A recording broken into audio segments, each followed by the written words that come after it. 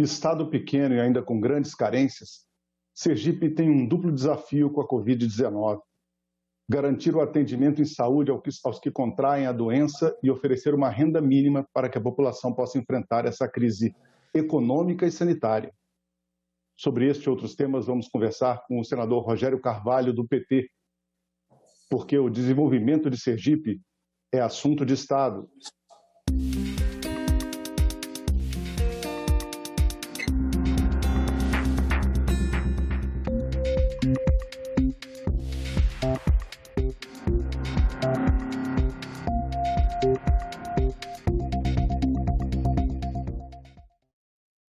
Senador Rogério Carvalho, muito obrigado pela sua presença no nosso programa. Obrigado, Silvio. Uma satisfação estar com vocês e todos que acompanham a TV Senado. É uma satisfação.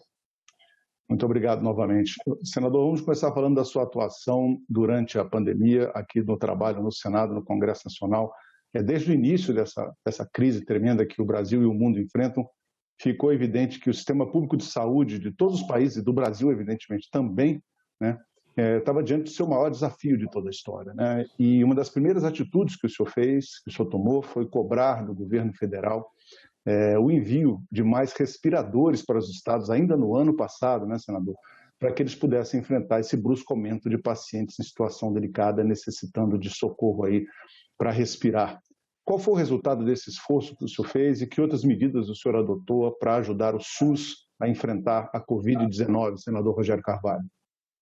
Bom, primeiro, com relação aos respiradores, nós conseguimos colocar o governador do nosso estado em contato com as autoridades do Ministério da Saúde e conseguimos atender a demanda por respiradores e, com isso, ampliar significativamente o número de leitos de terapia intensiva no estado.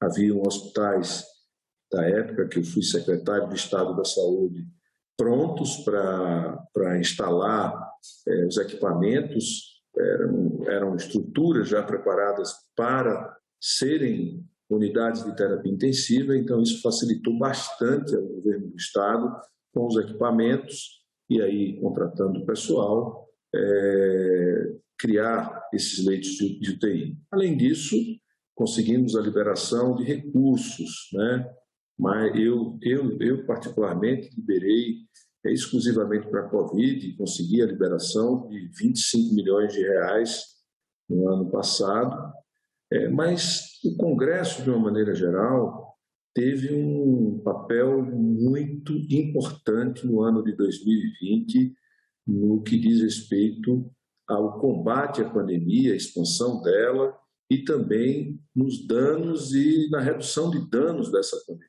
Nós defendemos e aprovamos o auxílio emergencial de R$600, que foi fundamental. Nós aprovamos projetos que autorizavam os governos estaduais a comprar leitos de terapia intensiva na rede privada, com regras claras, poder fazer isso de maneira organizada, sem litígio, que é muito importante no momento de pandemia. O Congresso liberou recursos para o Programa de Manutenção de Emprego e Renda, PRONAMP, obrigatoriedade de uso de máscaras. Nós aprovamos um projeto que foi todo vetado pelo presidente, infelizmente, auxílio à agricultura, aos agricultores da agricultura familiar. Ou seja, o Congresso Nacional, no ano de 2020, foi um exemplo de solidariedade e de aprovação de matérias de grande relevância. A gente, inclusive, aprovou uma PEC emergencial que garantiu ao governo toda a liberdade para disponibilizar de recursos a quantidade que fosse necessária para atender as vítimas, para atender as consequências ou para lidar com as consequências de uma pandemia desse tamanho. Então, o Congresso cumpriu um papel muito importante e no nosso estado nós cumprimos esse papel. Este ano, uma emenda de minha autoria no PLN o primeiro PLN aprovado em 2020 e 22, 21, eu consegui aprovar uma emenda que retira do superávit primário os gastos com o programa de transferência de renda e manutenção do emprego, mais dinheiro para a saúde e mais recursos para o PRONAMP. Ou seja, essas linhas, ou seja, essas áreas não têm limite se o governo, se o executivo entender de emitir créditos extraordinários para fazer acontecer esses programas, que permite você salvar emprego, renda, dar segurança à população de uma maneira geral e ter dinheiro para aplicar nos sistemas de saúde através das secretarias estaduais e secretarias municipais. Então, de uma maneira geral, o Congresso tem sido muito atento a essas questões da pandemia, inclusive transcendendo a questão partidária, governo e oposição. Tem sido uma experiência muito nobre exercer o mandato nesse clima, nesse ambiente de solidariedade ao Brasil, ao povo brasileiro. O senhor mencionou na sua resposta esse esforço do Congresso e do Brasil como um todo para garantir uma renda mínima para a população durante esse período de enorme dificuldade econômica que todos enfrentaram, um grande desemprego, as empresas todas, muitas delas tendo que ficar fechadas sem poder funcionar por necessidade sanitária. Agora, durante o ano passado, evidentemente, esse auxílio emergencial foi fundamental para garantir uma renda mínima, principalmente para os mais pobres do país. Em Sergipe, sem dúvida, esse auxílio emergencial foi essencial na avaliação de todos, né, senador? Agora, esse ano, nós ainda continuamos com a mesma situação e precisamos de uma decisão do Congresso em relação a isso. O senhor defende a manutenção do auxílio emergencial até quando e em que valor? Está tramitando uma nova PEC sobre isso, né, senador? Eu apresentei uma PEC ontem. O Brasil tem um resultado financeiro decorrente da valorização do dólar, que é um ganho de capital por conta das grandes reservas cambiais que o Brasil dispõe, que foram acumuladas nos governos do Lula e da Dilma. São quase 300 bilhões de dólares em reservas cambiais e, com o aumento do dólar, tem um ganho financeiro, que está na conta única do Tesouro. Então, eu estou propondo que parte desse ganho financeiro, do aumento do dólar, que decorre das nossas gigantescas reservas cambiais, sem mexer nas reservas cambiais, possam ser destinados ao pagamento de um auxílio emergencial de R$ 600 por 6 meses.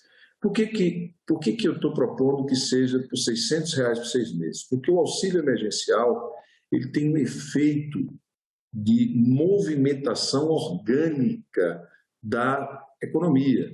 A pessoa que usa o recurso para comprar comida, para comprar material de higiene pessoal, pagar água, luz, aluguel, que é a base da pirâmide que gasta dessa forma, mas tem quem produza todos esses produtos, tem o emprego da indústria, tem o emprego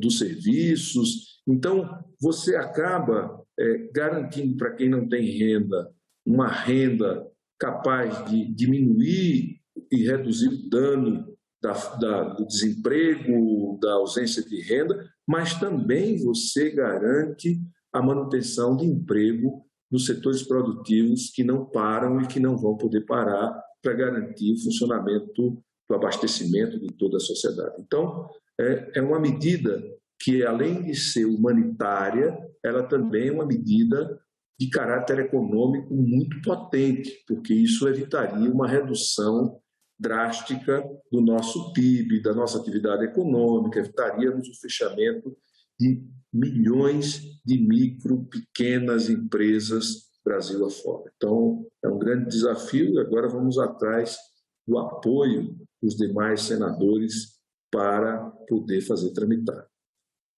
Sim, senador. Durante o seu mandato, já que o senhor começou o seu mandato em 2019, né, senador? Nesse mandato, a gente tem observado, o senhor também tem se preocupado bastante em garantir recursos para obras de recuperação e ampliação das rodovias federais e estaduais de Sergipe. O senhor, inclusive, teve encontros, independentemente dessa questão, como o senhor já citou, de o senhor ser de oposição ao atual governo, o senhor teve encontros, inclusive, com os ministros de Estado para discutir essas questões e fazer a defesa dos interesses de Sergipe.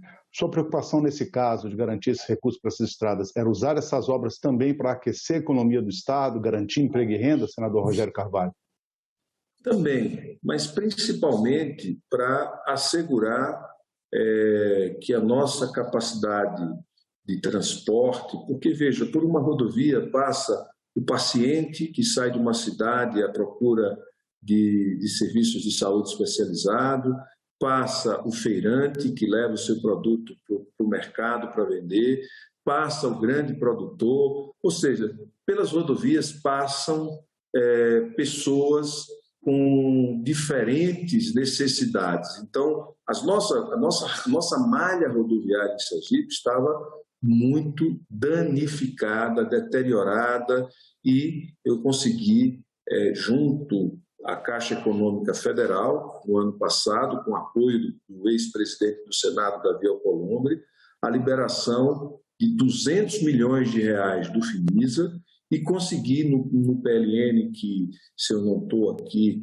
trocando, mas acho que foi o PLN 48, um recurso de 50 milhões de reais para a conclusão de parte das obras de duplicação da BR-101, que é um problema, ela já tem quase 30 anos em processo de duplicação e não se conclui, e é por onde ocorre a ligação dos estados do Nordeste todo, e é para onde é canalizado todo o fluxo, todo o tráfego de veículos que vem do interior no sentido da capital. Então, uma rodovia muito importante para o estado de Sergipe, e vamos continuar neste ano tentando liberar o que falta para a gente concluir essa obra, que são 180 milhões de reais.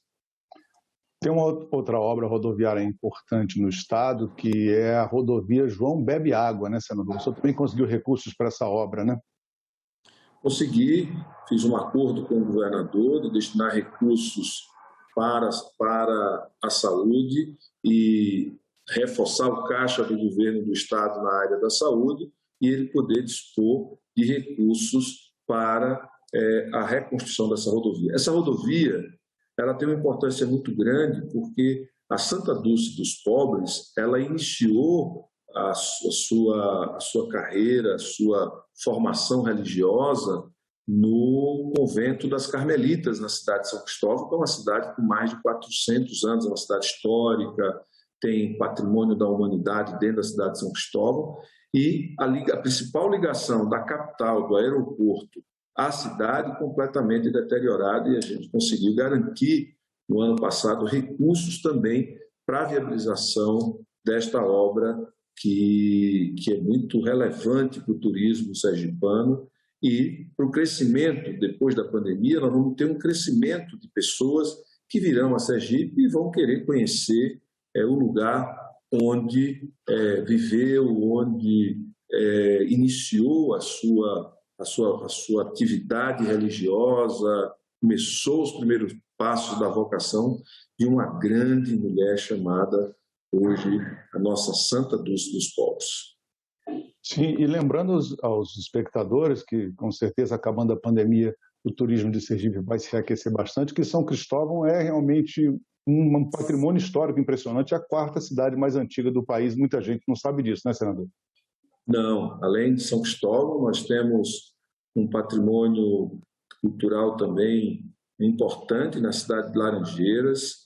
Nós temos o nosso litoral, que é maravilhoso. É difícil alguém chegar em Aracaju e ir à praia e não se apaixonar por conta da infraestrutura, você poder apreciar o mar, estar no mar de águas quentes, né, com a infraestrutura, o suporte, bares, restaurantes, é quase um sonho aquilo ali, né? Sem contar os cânions do São Francisco, sem contar a foz do Rio São Francisco. Nós somos um estado pequeno, mas com belezas e atrações de grande beleza, que vale a pena ser visitado e tornar conhecido para todo o Brasil. Senador, vamos mudar um pouco de assunto. O senhor comemorou bastante a transformação em lei, em março passado agora, de um projeto seu que estendia aos portadores da visão monocular todos os benefícios previstos na legislação para as pessoas com deficiência visual. Ninguém melhor do que o senhor, né, senador, que tem visão monocular, né, para explicar para os espectadores como essa condição pode afetar a vida das pessoas e a importância dessa lei. Bom, primeiro, os monoculares, como eu, que nascem monocular, porque a minha condição de monocular é congênita, eu nasci monocular.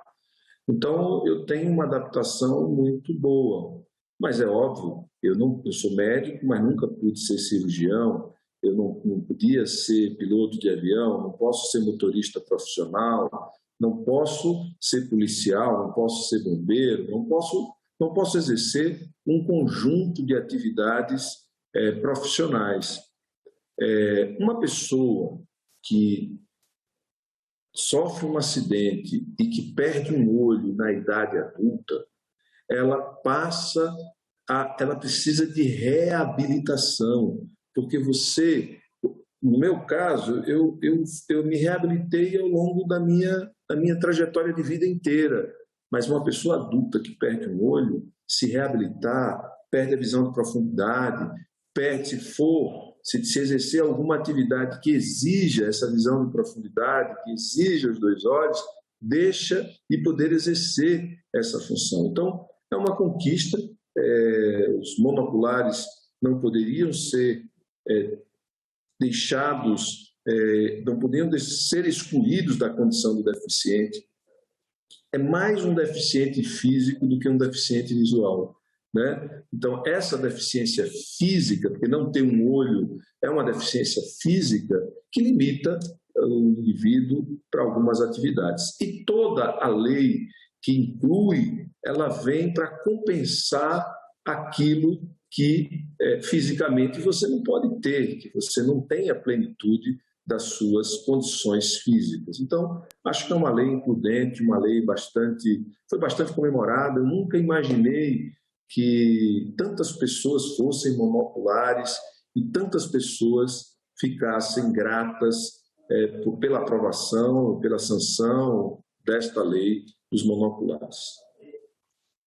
Ainda na área de saúde, senador Rogério Carvalho, o senhor tem trabalhado dentro do Congresso Nacional bastante pela aprovação do piso nacional dos enfermeiros, o piso salarial nacional para a categoria dos enfermeiros, ainda mais nessa situação de pandemia em que precisamos demais dessa categoria, toda a população brasileira. Como está a tramitação desse projeto? Quais são as chances de que os enfermeiros do Brasil tenham essa boa notícia? Olha, o projeto de autoria do senador Fabiano Contarato é um projeto de grande relevância. Ficou provado que esse exército é um exército que as pessoas não veem, mas tem uma importância enorme na vida de todos nós, né? E são submetidos a jornadas extenuantes, 44 horas semanais de trabalho, num vínculo. Às vezes, para conformar uma renda, esses profissionais precisam ter 2 vínculos e, portanto, exercem aí quase 80 horas, 90 horas de carga de trabalho semanal. Tem pessoas que vivem de plantão em plantão para poder sobreviver, pagar suas contas. Então, é fazer justiça com uma categoria tão relevante para a prestação de serviço em saúde, que são os enfermeiros, os técnicos de enfermagem, auxiliares de enfermagens, parteiras, são profissionais de grande importância na vida de todos nós. Essa tramitação do projeto está adiantada já no Senado? Já existe alguma coisa? Eu fiz um requerimento pedindo urgência, né? O senador Fabiano Contarato, ainda ontem, pediu que fosse colocado em votação, que fosse feita a votação em caráter de urgência. Então, eu espero que a gente consiga votar ainda no mês de maio. Perfeito, senador. Vamos falar um pouco de um projeto que o senhor também acompanha muito de perto e tem todo o interesse nele, o senhor realmente adotou bastante, que é a questão do Hospital do Amor, que vai ser a maior unidade de tratamento de câncer em toda a região Nordeste, né, senador? Como é que está o andamento desse projeto, da construção desse hospital em Sergipe?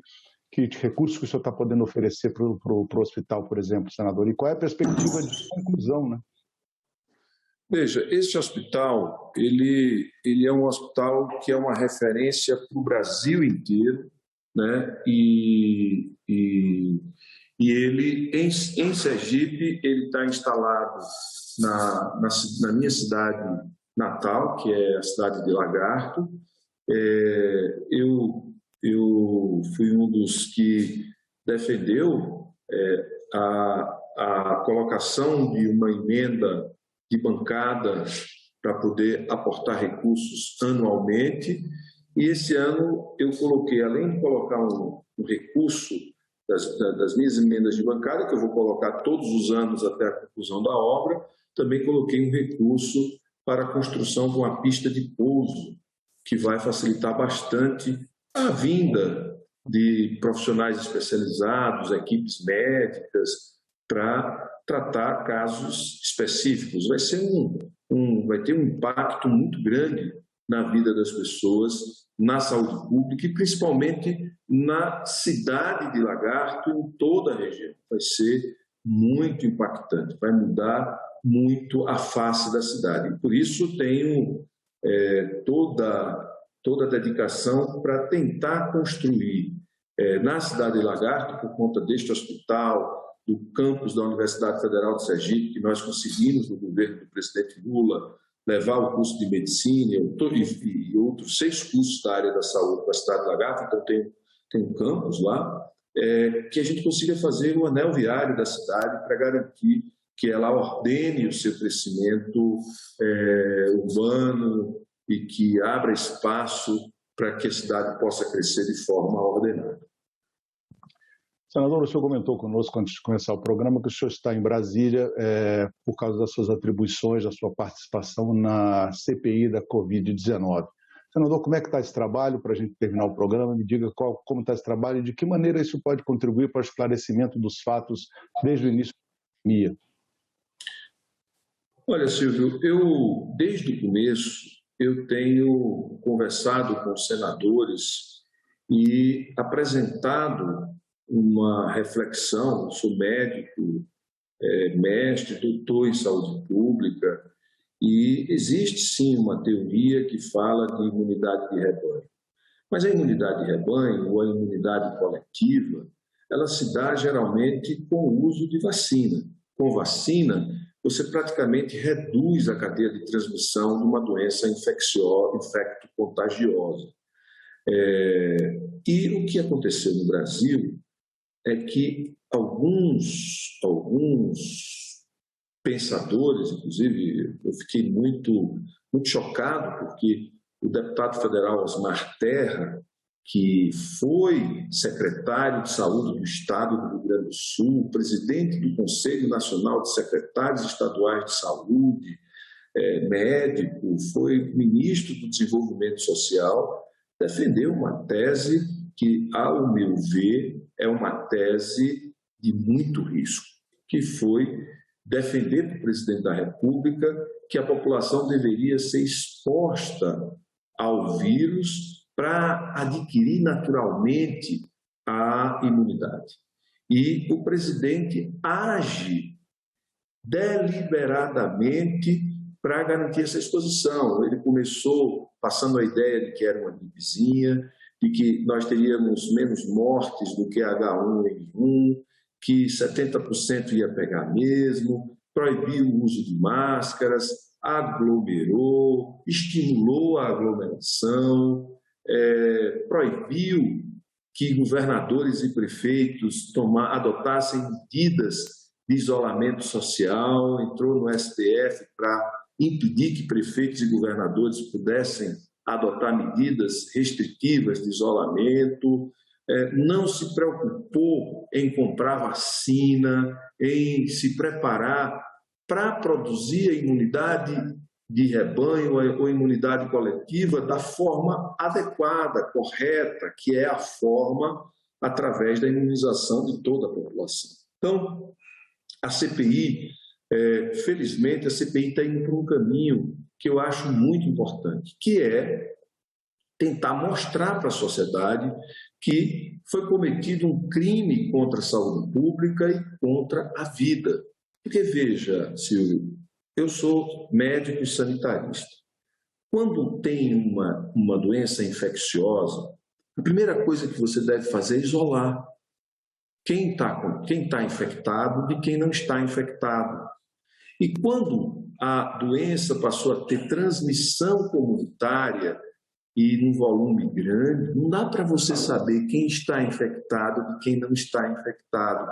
Então, você precisa isolar as pessoas para poder saber quem está doente, tratar essas pessoas, diminuir o número de infectados, porque eles se tratam, se curam, infelizmente alguns morrem, mas a gente vai restabelecer o controle e a partir daí fazer uma abertura lenta, gradual, para ir retomando devagarinho a vida, porque nós não tínhamos perspectiva de vacina. Com a vacina, essa abertura, quando todos tomarem a vacina, essa abertura vai ser muito mais rápida. É só olhar para os Estados Unidos, para a Inglaterra, para os países que têm um índice de vacinação elevado.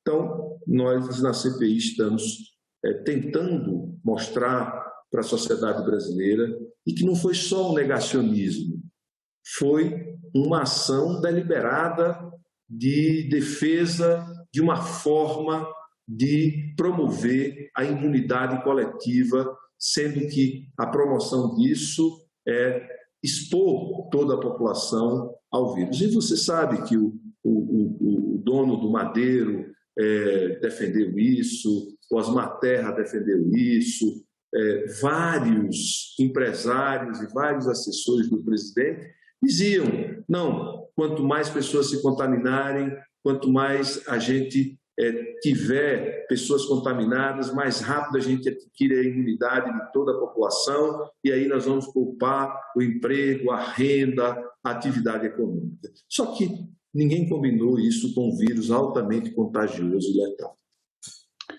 Verdade, senador. Muito obrigado pela sua participação no nosso programa.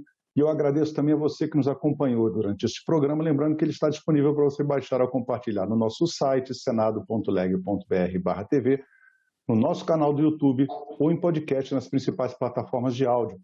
Obrigado pela sua companhia e até o próximo Assunto de Estado.